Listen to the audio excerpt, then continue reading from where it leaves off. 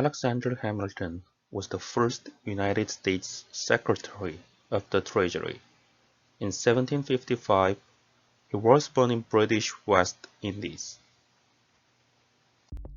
At age 10, Hamilton's father left the family and disappeared. When he was 12, his mother passed away. Fortunately, one of his relatives raised him up, and he could study laws in New York. He studied at King's College, founded in 1743 by the Royal Charter of King George II.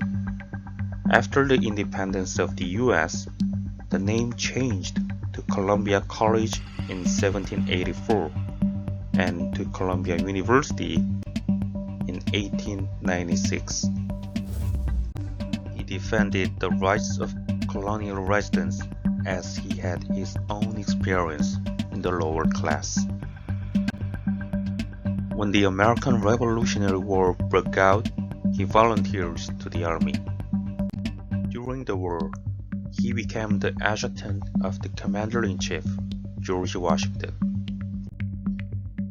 In the Yorktown Battle of 1781, he led the storming party and achieved a pivotal contribution. After the American Revolutionary War, he worked as a lawyer in New York. His age was 30. He constantly wrote articles insisting on the need for powerful government. In September 1786, there was the Annapolis Convention. He submitted a report arguing all the 13 states had to elect representatives, and the federal government had to be strong.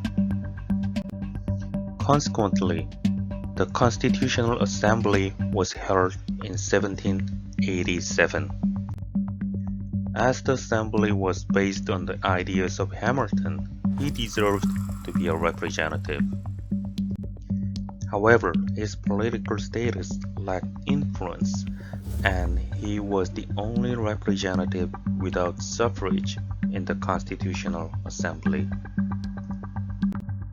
But Hamilton was not depressed and eagerly expressed his thoughts. On June 18, 1787, he had a speech that lasted over 5 hours. He claimed governors should be appointed by the federal government. As his idea was so progressive, it was rarely supported at that time. In 1789, Hamilton became the first U.S. Secretary of Treasury at his age 34. Thinking of taxes, Hamilton introduced a bill to impose additional taxes on luxuries and liquors. Harsh oppositions were sparked, especially among the residents of western Pennsylvania. As there were rough mountains in the region, logistics was uncomfortable in the region, so the transportation of liquors was one of the rare sources of income of the residents. In July 1794, an incident occurred.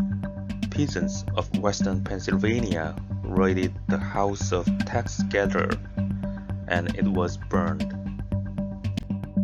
In early August, President George Washington announced to the mob to dismiss no later than September 1st.